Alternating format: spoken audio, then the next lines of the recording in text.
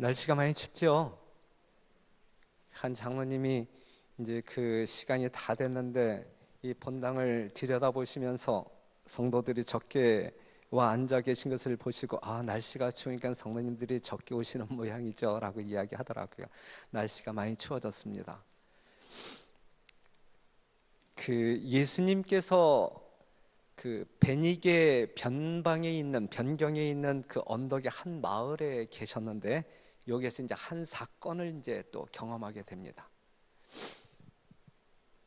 예수님께서 이 베니게라고 하는 마을에서 이 지중해를 바라보시면서 무엇을 생각하셨냐면, 건너편에는 지중해의 푸른 물이 펼쳐져 있었는데 언젠가는 복음의 사자들이 그 바다를 넘어서 세상의 대제국의 중심부에 기쁜 소식을 전할 것이었다.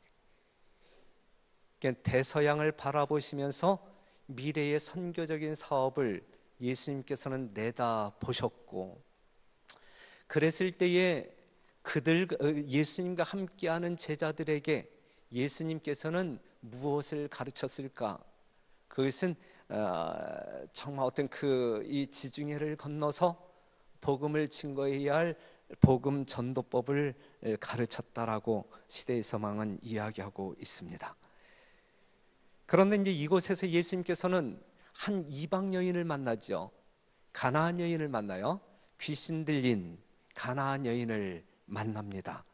그리고 뭔가 이제 그 이야기 중에 그 귀신 들린 이제 그 딸을 이제 고쳐주는 역사가 일어나는데, 이러한 것을 통해서 우리 예수님께서는 이 제자들에게 뭔가 지경을 넘어서 복음을 증거해야 할 또 다른 사명을 이제 교육하게 됩니다.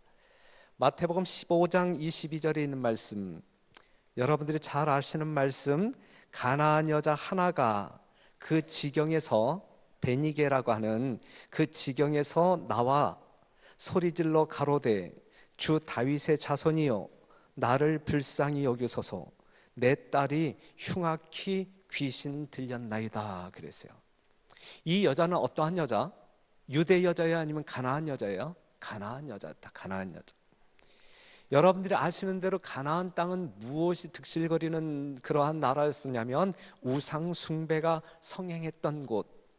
그래서 유대인들은 가나안 사람들을 경멸했어요. 아주 경멸했어요. 하지만 옛 가나안 지역인 이 베니게 지역, 이 베니게라고 하는 이 마을에는 유대인들이 많이 살고 있었어요. 유대인들이 많이 살고 있었기 때문에 유대인들이 살고 있는 곳에는 어떠한 소식이 들어오냐면 예수님에 대한 소식이 들어와요. 유대인들을 통하여 이제 전해지는 이 예수님에 대한 소식. 그래서 이 베니가 지역에 살고 있었던 이 가나안 여인이었지만, 이방인이었지만은 누구에 대한 소문을 듣게 되냐면 그 유대인들을 통하여 예수님에 대한 소문을 듣게 돼요. 어떤 사람들은 예수님께서 이적을 행하신 그러한 어떤 그 모습과 내용을 전달해 주기도 했어요. 그래서 이 여인은 예수님의 성품 또한 예수님의 능력을 이제 소문들어 알았고, 그래서 자기 딸이 귀신 들렸을 때에 이 예수님이 뭔가 역할을 할 수 있겠다라고 하는 믿음이 있었습니다. 믿음이 있었지만 어떠한 불안한 마음도 있었냐면, 우리 같은 이방인들에게 아무리 능력 있고 사랑 있는 예수님이지만 치유의 능력을 선물하실 수 있을까? 여기에 대해서 반신반의하고 있었어요. 그때 어떠한 소식이 또 들려오냐면, 그 예수님은 사람을 가리지 않는다. 혈통을 가리지 않는다. 누구나 빈부귀천을 막론하고 예수님께 나아가서 빈손으로 돌아오는 사람 한 영혼도 없다라는 소식을 들으면서 이 여인의 마음 가운데 강한 신뢰의 마음, 그래서 예수님께 달려가고 싶은 욕구가 이제 막 생겨난 것이죠. 그래서 용기를 내어서 예수를 만날 결심을 하게 됩니다. 그런데 이제 여러분들이 이제 시대의 소망을 보는 중에 이제 감동을 얻을 수 있는 그러한 어떤 그 문장을 접하게 되는데, 그게 뭐냐면 예수님께서는 그 여인의 형편과 마음을 미리 보시고 그 여인에게로 접근하셨다 그랬어요. 그 마음을 이미 헤아리신 예수님께서는 그 여인에게 먼저 접근하셨다. 성경에 나오는 대부분의 경우에서 그렇죠. 12해 동안 혈류증을 앓았던 그 여인이 옷가에라도 손만 대면 나을 수 있겠다라는 믿음을 가지고 있었지만, 둘려있는 군중들 때문에 예수님께 접근하지 못하고 발을 동동 구르고 있었을 때에 예수님께서는 누구에게 다가가셨어요? 그 여인에게 다가가심으로 말미암아 겉옷을 만지게 기회를 주셨다. 우리 예수님은 이러한 분이라고요. 그렇죠? 그러한 예수님이 바로 이 여인에게도 그 마음을, 중심을 보시는 예수님께서는 그 마음 가운데 무엇을 필요로 열망하고 있는지 아셨기 때문에 그 여인에게 가까이 다가가신 거예요. 이러한 예수님이 오늘 우리에게 가까이 다가오셔야 되지 않겠습니까? 그런데 우리의 마음과 동기, 우리의 마음의 태도를 아신다라고 할 때에 우리 예수님께서는 정말 기쁜 마음으로 우리를 도와주기 위하여 달려오시는 분일까? 만약에 우리 예수님께서 우리의 속마음을 들여다보실 때에 정말 어떤 그 더러움과 죄악으로 가득 차 있다라고 하면 우리 예수님은 어떤 반응을 보이실 것 같아요? 여러분들이 생각하실 때 도망치실까? 오시고 싶어도 오시지 아니하실까? 예? 어떠실 것 같아요? 더 오고 싶어하는 마음이 있을까요?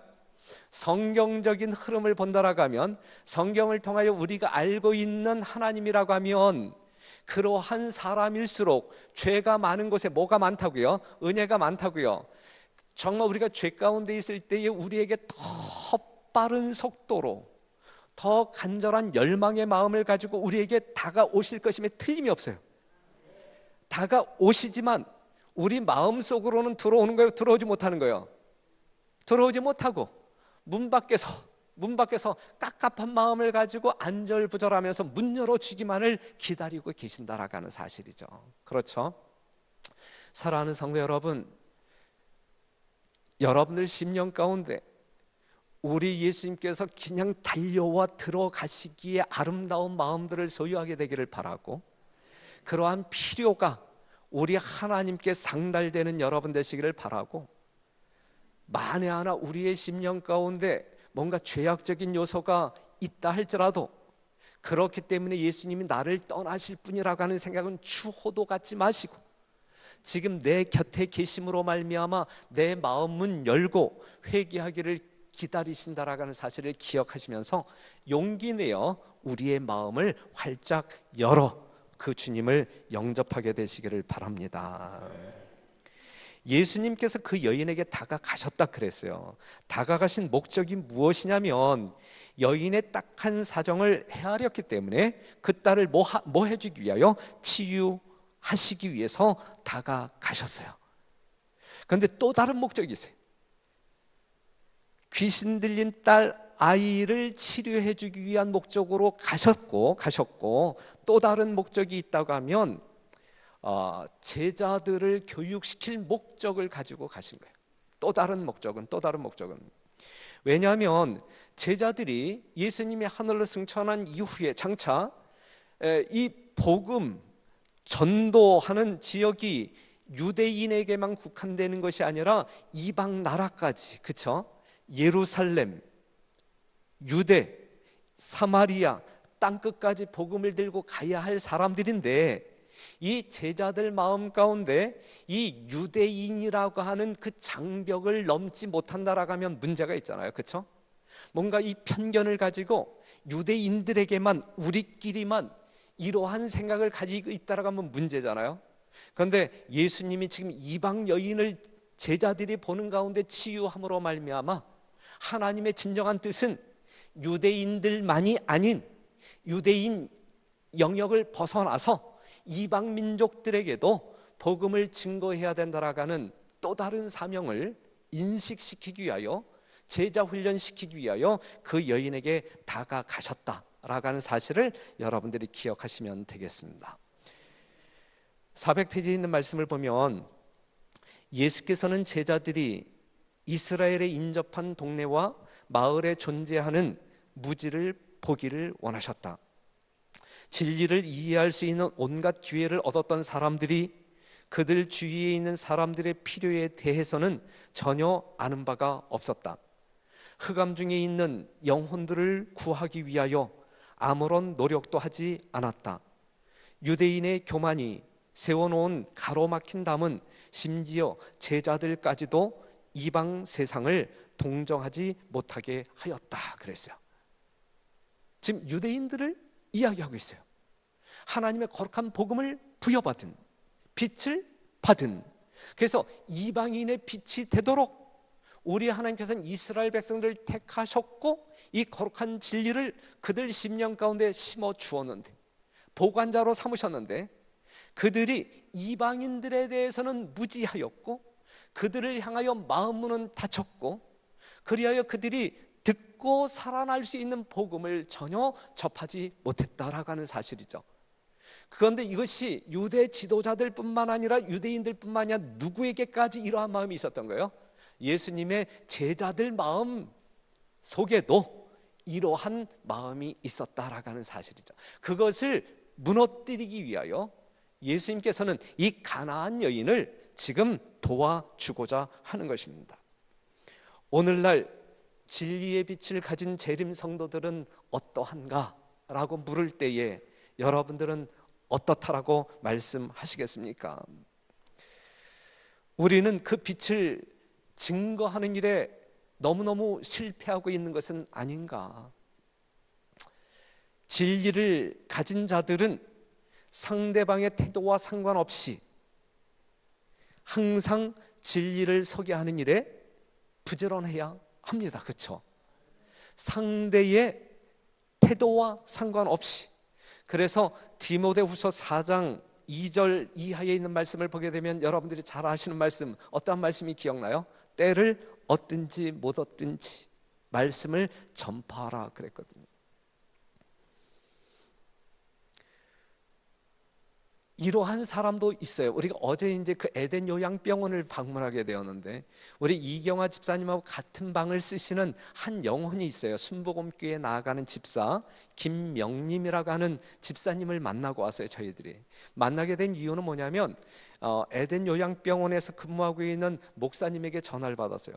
목사님, 지금 여기 이러한 사람이 있는데 여기에서 성경 공부를 다 하고 이제 침례 결심을 했습니다. 그런데 이경화 집사님이 한 방에 사시는데 그 영혼을 관리하기 위해서는 우리 별내교회에 입교시키는 것이 좋을 것 같아서 이 별내교회가 이 침례 문제를 책임져 줬으면 좋겠습니다. 이러한 아주 기쁜 소식을 듣고 어제 그쪽을 방문했었어요.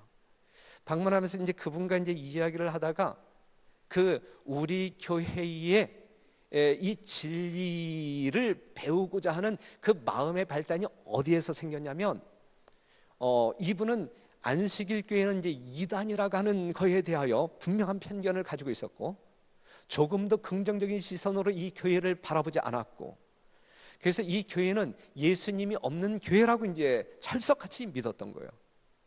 그런데 어느 날 이제 새벽에 그 교회에 이제 개인 기도하기 위해서 이제 갔는데 옆에서 어떠한 소리를 들었냐면 다른 사람이 기도하는데 안식일 교인이 기도하는데 맨 끝에 예수님의 이름으로 기도합니다 이렇게 하더래요. 안식일 교회가 예수님의 이름으로 기도하네? 우리 안식일 교회는 그러한 교회가 아닌 줄 알았대요. 예수님의 이름으로 기도하면 이건 이단이 아니네 하면서 그때 이제 그 꽂혀져 있는 시조도 보기 시작하고 가정과 건강도 보기 시작하고 이제 그러한 관심을 보이니까 한 장로님이 성경 연구하자고 해서 성경 연구 쫙 하고 그 다음에 안식일에 대한 진리 분명하게 깨닫고 그 다음에 영혼 불멸에 대해서는 조금 미지근한 상태에 있고 그러면서 이제 침례를 이제 결심하게 되었는데 여하튼 그래요. 이러한 사실로 볼 때에 정말 이 우리 변방에, 우리 주변에 말이죠, 얼마나 이 복음에 대하여 무지한 사람들이 많은가 한번 생각을 해보고, 그 역할을 해야 할 우리가 얼마나 잠잠히 있는가, 조금 더 이 열정적으로 극성적으로 해야 되지 아니할까라고 하는 생각을 잠깐 해보았습니다. 그분을 위해서 여러분들이 기도하시고 명확한 진리 가운데 그가 늦게라도 하나님의 거룩한 진리 안에서 참 자유를 누릴 수 있도록 좀 기도해 주시기를 부탁드리겠습니다. 자, 마태복음 15장 21절에서 28절에 나와 있는 말씀을 보면, 예수께서 거기서 나가서 두로와 시돈 지방으로 들어가시니 가나안 여자 하나가 그 지경에서 나와서 소리질러 가로되 주 다윗의 자손이여 나를 불쌍히 여기소서, 내 딸이 흉악히 귀신 들렸나이다 하되, 예수님의 반응은요, 한 말씀도 대답지 아니하시니 제자들이 와서 청하여 가로되 말하되 그 여자가 우리 뒤에서 소리를 지르오니 보내소서. 예수께서 대답하여 가라사대 나는 이스라엘 집에 잃어버린 양 외에는 다른 데로 보내심을 받지 아니하였다 하신대, 여자가 와서 예수께 뭐하여 절하며 가로되 주여 저를 도우소서. 대답하여 가로되 자녀의 떡을 취하여 개들에게 던짐이 마땅치 아니하니라. 여자가 가로되 주여 올소이다마는 개들도 제 주인의 상에서 떨어지는 부스러기를 먹나이다 하니, 28절 다 같이, 이에 예수께서 대답하여 가라사대 여자야 내 믿음이 크도다, 내 소원대로 되리라 하시니 그 시로부터 그의 딸이 나으니라 그랬어요. 이 가나안 여인, 유대인들에게 경멸함을 받는 이 이방인 가나안 여인이 예수님에게 도움을 요청했을 때에 예수님께서 그 여인을 냉대합니까? 아니면 환대합니까? 냉대하죠. 대꾸도 안 하셔요. 그러자 더 크게 소리 질러서 이제 좀 도와달라고 이야기하니까 나는 이스라엘 잃은 양들에게 보냄을 받은 자, 이방인과는 상관이 없다라고 하는 뭔가 자존심을 상하게 하는 말로 대꾸합니다. 그래도 이 여자가 굽히지 아니하고 도움을 요청했을 때에 무슨 이야기를 해요? 예? 무슨 이야기를 해요? 그 다음에 하는 말이 뭐냐면 자녀의 떡을 취하여 개들에게 던짐이 마땅치 아니하니라 그랬어요. 만약에 여러분들이라고 하면, 또한 저라고 하면 요 지점에서 우리가 더 인내하는 믿음을 가지고 예수님께 더 가까이 나아갔을까? 아니면 포기하고 그냥 떠나갔을까?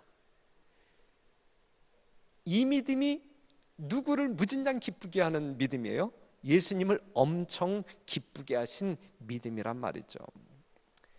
그런데 지금 예수님께서 이 가나안 여인에게 뭔가 이 냉대적인 반응을 보이는 것을 보게 될 때에 좀 이상하지 않습니까? 이게 예수님의 성품과 이게 일치하는 성품이에요? 아니면 반대되는 성품이에요? 뭔가 잘 이해가 안 되는 성품이지만, 예수님께서 하시는 모든 언행에는 교훈적인 요소가 있어요, 없어요? 있어요. 교훈적인 요소가 있어요. 그렇다고 하면 이러한 식으로 반응을 보인 예수님께는 어떠한 의도가 있었는지 좀 살펴본다라고 하면, 지금 예수님께서 이 가나안 여인에게 보인 반응은 유대인들이 이방인들에게 보이는 반응과 똑같아요. 그렇죠? 네, 똑같아요. 유대인들이 의뢰이 그렇게 하였으리라고 하는 태도를 예수님에게서 그대로 보여줍니다. 제자들이 이 광경을 보는 거예요. 이상하다. 그렇죠? 이상하다. 우리 선생님의 모습이 아닌데. 바로 그 제자들로 하여금 그 모습을 보게 하시면서 이방인들에 대한 유대인의 냉정하고 무정한 태도를 제자들로 하여금 보게 함으로 말미암아 이것이 뭔가 잘못되지 않았는가, 그러한 생각을 하게끔 만들고, 그 다음에 예수님께서는 그 이방 여인에게 정말 선대함으로 말미암아 그 귀신 들린 딸 아이를 치유함으로 말미암아 이것이 진짜 하늘의 성품이야라고 하는 것을 보여주었던 거예요. 이방인들이 지니고 있었던 그러한 태도는 잘못된 것이고 이것이 너희들이 지녀야 할 성품이고 이방인들에 대한 올바른 태도야. 이 교육을 바로 이 시점에 시켰단 말이죠. 그 여자는 만일 한 마리의 개가 되는 특권을 얻을 수 있다면 그는 개로서의 취급을 기꺼이 감수할 것이다. 이것이 그 여자의 믿음이었어요. 이것이 이 가나안 여인의 믿음이었어요. 개로 취급을 받는 것도 특권, 그렇죠? 그걸 특권으로 여기고 개로서의 취급을 기꺼이 감수할 것이다. 그 여자는 자신의 행동에 영향을 끼치는 민족적, 신앙적 편견이나 교만이 없었으므로 즉시 예수를 구주로 그리고 자기가 구하는 것을 다 하실 수 있는 분으로 시인하였다 그랬어요. 이러한 믿음이 우리 예수님을 크게 감동시키는 믿음이었다. 오늘 우리들 마음 가운데 이러한 믿음이 있다고 하면 예수님 정말 이 땅에 오시지 아니할까 싶은 생각이 들어요. 하지만 이 자리에 계신 여러분들 심령 가운데 이미 이러한 마음이 있음을 인하여 하나님께 영광을 돌리고 감사를 돌리고 그러한 심령을 가지고 사시는 여러분들 삶 가운데 영적인 윤택함이 더욱더 부흥 발전하게 되기를 간절히 바랍니다. 이스라엘 사람들이 버림을 받은 자로 여겼던 그 여자가 이제는 이미 외인이 아니요 하나님 집의 자녀가 됨을 보이셨다. 자녀로서 아버지의 선물을 받는 것은 그 여인의 특권이다 그랬어요. 유대인들이 생각할 때에는 버림을 받은 것처럼 여겨졌던 그 여인이 하나님의 온전한 자녀로 영접되고 있는 이 장면, 이것은 감동적인 장면이면서 우리가 뭔가 뛰어넘어야 할 장벽이 있음을 보여주고 있는 것입니다. 하나님께서는 이스라엘 백성들에게 하나님의 섭리와 구원의 진리를 가르쳐 주신 뒤에 그들로 하여금 온 세상 인류들에게 하나님의 뜻을 뭐하도록 드러내도록 구원으로 초청하는 일을 맡겨주셨단 말이죠. 오늘날 재림 성도들에게 땅끝까지 증거해야 할 영원한 복음 세천사의 기별을 맡겨주셨단 말이죠. 하지만 이스라엘 백성들은 민족적 편견과 우월감을 가지고 하나님의 뜻을 실천하는 일에 뭐 했다고요? 실패했습니다. 예수님께서는 제자들이 이방인에 대한 배타성을 버리고 그들을 위해 일하도록, 그것이 하나님의 뜻이다라고 하는 사실을 몇 차례에 걸쳐서 강조하면서 가르쳤는데, 여러분들이 성경을 보게 되면 요 사건 말고도 이방인들에게 예수님이 친절을 베풀면서 뭔가 이 어떤 질병을 치유하신 그러한 사건 기억나시죠?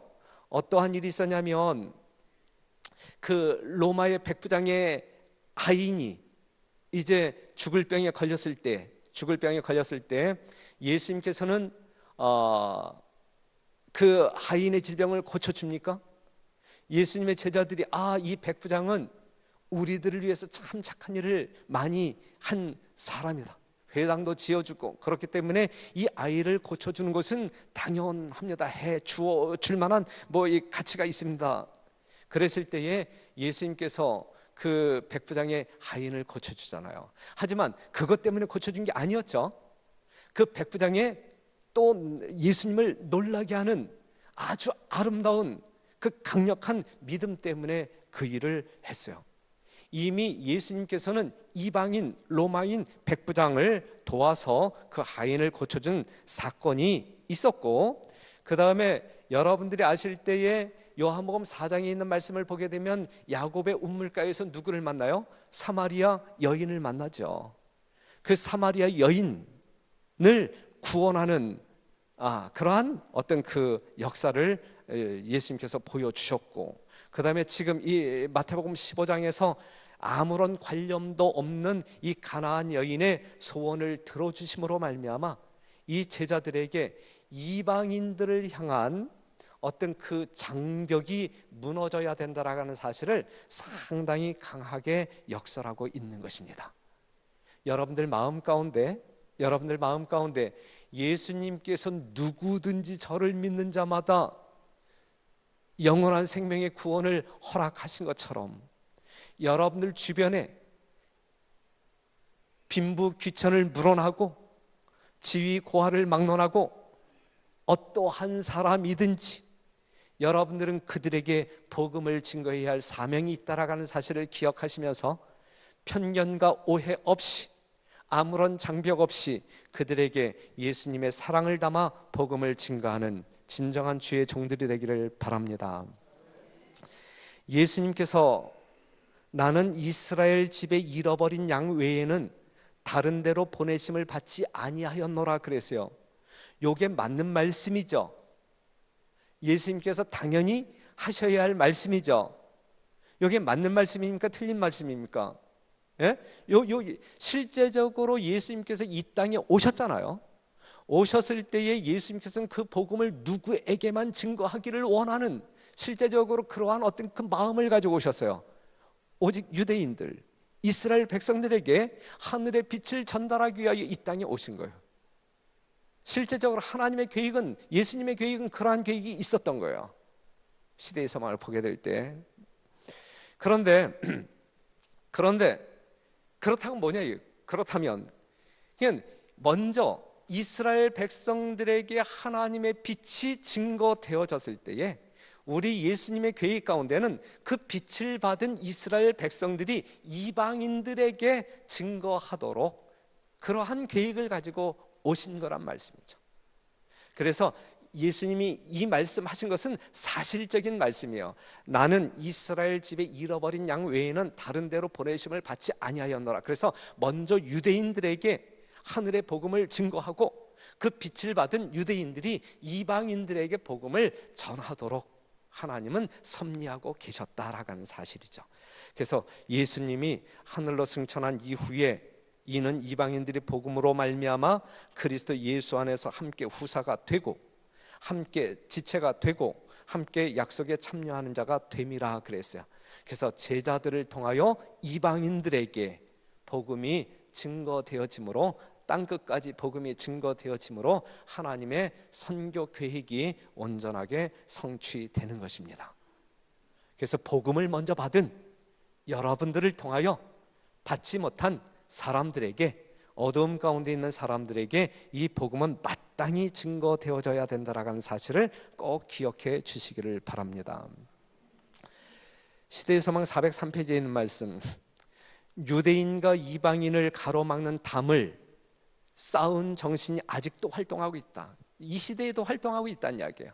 예? 이방인과 유대인 사이에 쌓아졌던 그러한 담이 아직도 활동하고 있다. 교만과 편견이 서로 같지 않은 계층의 사람들 사이에 강력한 분리의 벽을 구축해 놓았다. 교만과 편견이 성도와 성도 사이를 갈라놓고 재림교인과 개신교인들 사이를 갈라놓고 이방인들과 분리의 벽을 구축해 놓았다. 사람이나 사단이 구축한 장벽들 중에 믿음이 뚫고 들어갈 수 있는 장벽은 하나도 없다. 교만과 편견이라고 하는 장벽은 어떠한 믿음도 뚫고 들어갈 수 없다라고 이야기하고 있거든요. 그러니까 오늘 이 시간 우리는 이러한 장벽을 다 제거해야 됩니다. 그렇죠? 우리가 정말 어떤 그 복음을 소유한 백성들로, 구별된 남은 백성들로, 그러한 어떤 그 정체성을 가지고 있는 사람들이라고 하면 이러한 장벽은 말끔하게 제거되어져야 돼요. 예, 교만과 편견이 있는 한 우리를 통하여 복음이 증거될 수 없고 어떠한 믿음도 우리에게 들어올 수 없는 것입니다. 베니게의 여인은, 이 가나안 여인은 믿음으로 유대인과 이방인 사이에 쌓여진 장벽을 향하여 돌진하였다. 장벽이 있음을 알죠, 그 여인도. 하지만 그 장벽을 향하여 뭐 했다고요? 돌진하였다. 그만큼 믿음이 있었단 말이에요. 예수님에 대한 믿음이 그만큼 컸단 말이죠. 그에게 의심을 일으키게 하였을지도 모를 외관에 상관하지 않고 낙심을 떨쳐버리고 구주의 사랑을 신뢰하였다. 그는 오직 무엇만을 신뢰한 거예요? 예수님의 분명한 사랑을 신뢰하였다.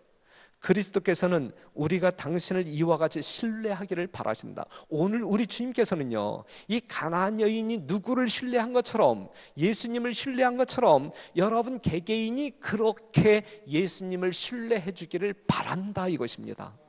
예수님의 이 바라심에 응하시는 여러분 되시기를 간절히 바라요.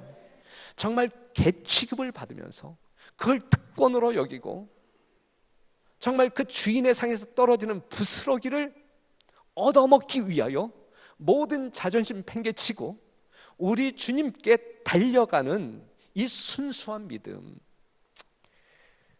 여러분과 저의 마음 가운데 꼭 자리 잡게 되기를 바랍니다. 구원의 축복은 각 사람을 위한 것이다. 복음으로 말미암아 그리스도 안에서 약속에 참여하는 자가 되지 못하게 막을 수 있는 것은 자신의 선택밖에는 아무것도 없다. 계급제도는 하나님의 미워하시는 바다. 하나님께서는 이런 성질의 것은 어떤 것이나 다 무시하신다. 하나님께서 보실 때 모든 사람의 영혼은 동등한 가치가 있다. 그렇기 때문에 교회 안에 계급이 있어야 돼요, 없어야 돼요? 계급이 있어서는 안 된다. 그렇죠?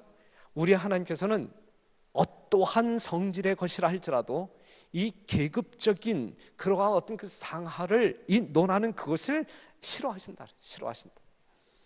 하나님께서 보실 때 모든 사람의 영혼은 동등한 가치가 있다. 사랑하는 성도 여러분, 그렇기 때문에 서로가 예수님의 아름다운 사랑 겸비한 심령으로 하늘을 꿈꾸며 하늘을 논하며 예수님을 그리워하는 여러분들이 되기를 간절히 바라고, 그렇기 때문에 여러분들 사이에 예수님의 사랑이 존재함으로 말미암아 더욱더 복되고 즐거움이 만끽되어지기를 간절히 바랍니다. 갈라디아서 3장 28절에 있는 말씀을 다 같이 읽읍시다. 시작. 너희는 유대인이나 헬라인이나 종이나 자주자나 남자나 여자 없이 다 그리스도 예수 안에서 하나이니라 그랬어요. 그러니까는 우리는 어떠한 것도 우리 사이를 갈라놓는 것이 존재할 수 없는, 우리는 예수님 안에서 하나일 수밖에 없는 사람들. 그래서 우리는 하나로 살다가 하나된 하나님의 나라, 그곳에 가야 할 것이다 라고 하는 사실이죠. 그러한 여러분과 제가 되기를 간절히 바라면서 오늘 말씀 여기서 마치도록 하겠습니다.